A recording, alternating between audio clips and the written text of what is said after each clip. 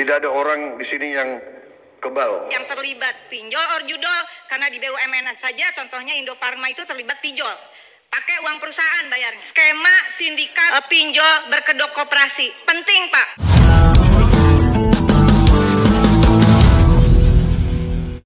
Selamat datang kembali di channel ini. Mudah-mudahan kalian yang saat ini sedang terlilit hutang dimudahkan kerjaannya agar mampu melunasi hutangnya.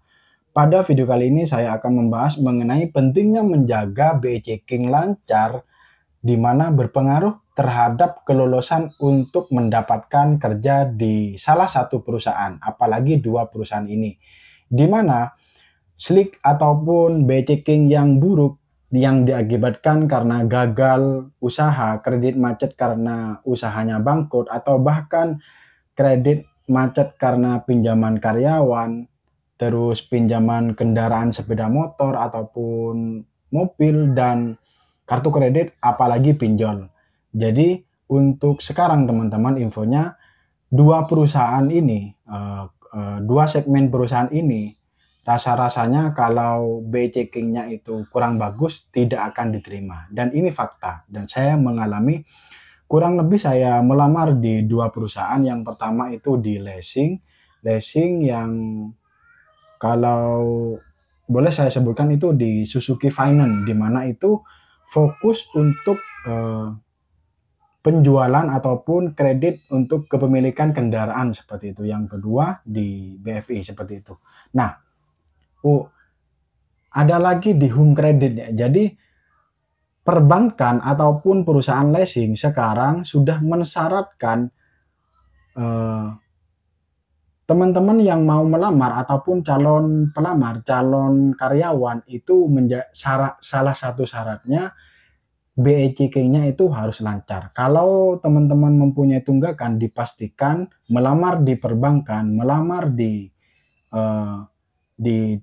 leasing ataupun di finance itu dipastikan tidak diterima teman-teman. Meskipun teman-teman sudah lolos administrasi, wawancara, dan tes yang lain sudah lolos, tapi kalau yang ini tidak lolos, maka tidak akan lanjut untuk diproses seperti itu. Ini kejadian nyata, ini saya alami.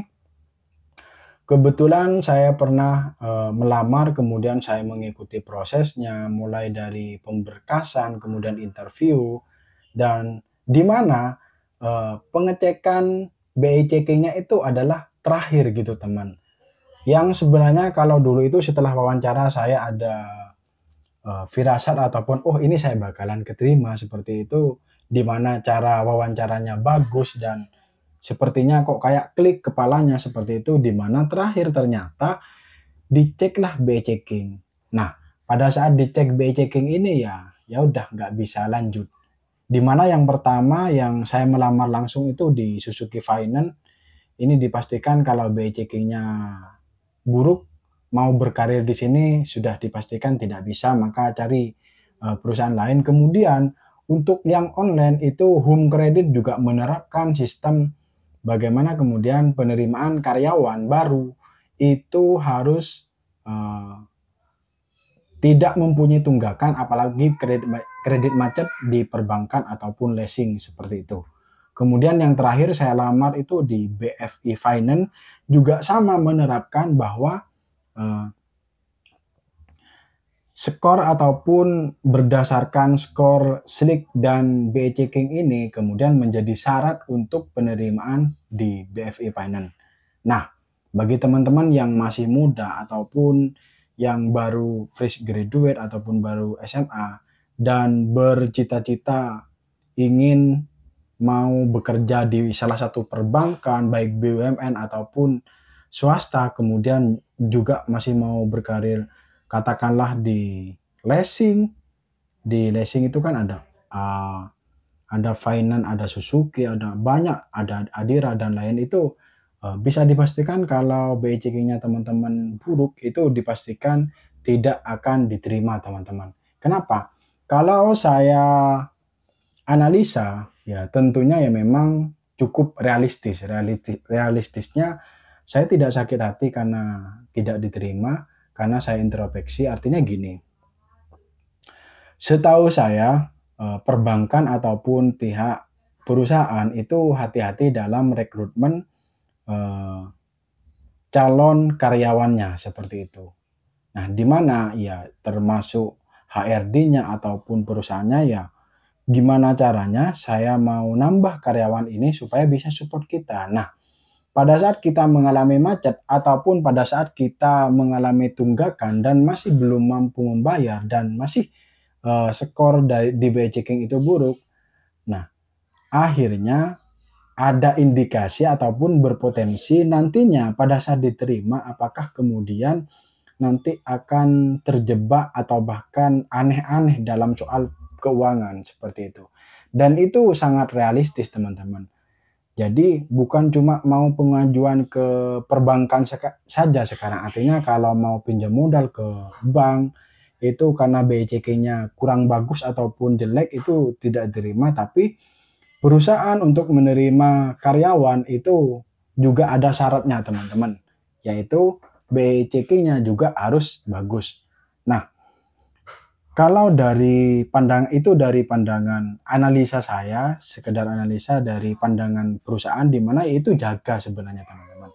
Supaya perusahaannya itu tetap baik bahkan lebih berkembang lagi dan kalau kemudian yang BI checking-nya buruk diterima, takutnya berpotensi untuk mungkin melakukan fraud ataupun kecurangan karena mengalami kredit macet seperti itu sah-sah saja penilaiannya. Namun di sisi lain, sebagai yang pernah ataupun yang lagi di masa kredit macet ataupun kita masih mempunyai tunggakan di perbankan karena gagal usaha ataupun lain-lain yang memang pasti-pasti, menurut saya pandangan tentang kemudian mensyaratkan BI checking menjadi salah satu bagian dari penerimaan ini cukup kurang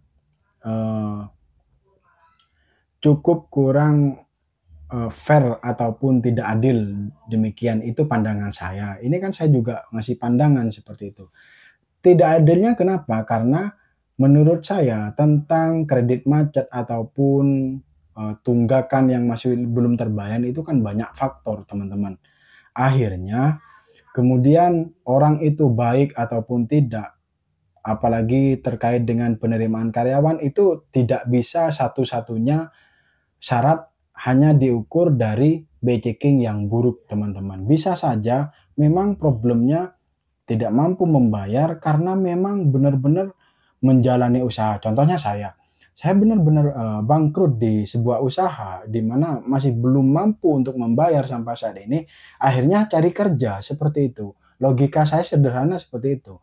Bukan saya mau cari kerja untuk mau maling. Nah, kalau atau ditakuti sama pihak perbankan dan pihak leasing ya itu sah-sah saja karena kan itu kan kebijakannya.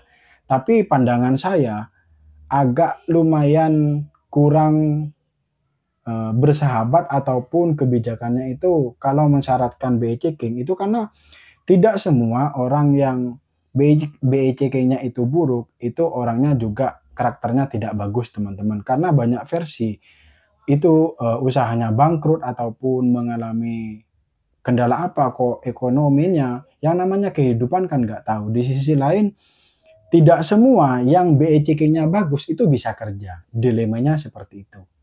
Nah, yang pada akhirnya kalau kemudian ini masukan ke pihak perusahaan, kalau mensyaratkannya itu karena berdasarkan BI checking yang bagus, apakah ada penelitian bahwa BI checking yang bagus itu berpotensi untuk menjadi karyawan terbaik? Ataupun adakah penelitian BI checking yang buruk kemudian mengakibatkan kinerja yang buruk pula terhadap kerjaan? Kan saya masih belum pernah membaca seperti itu. Dan pandangan saya artinya saya menerima, maksudnya ini sharing ke teman-teman supaya menjadi diskusi seperti itu. Jadi pada saat tidak diterima karena BI checking jelek ya sah-sah saja. Cuma saya kan punya pandangan seperti itu. Jadi pandangan saya tidak semua orang yang kreditnya jelek itu karakternya jelek artinya mau berbuat sesuatu yang tidak baik pada saat bekerja. Buktinya saya bangkrut, kemudian kenapa saya mencari pekerjaan, kemudian saya lamar pekerjaan itu ya karena kalau bisnismen, ini pesan untuk perusahaan ya.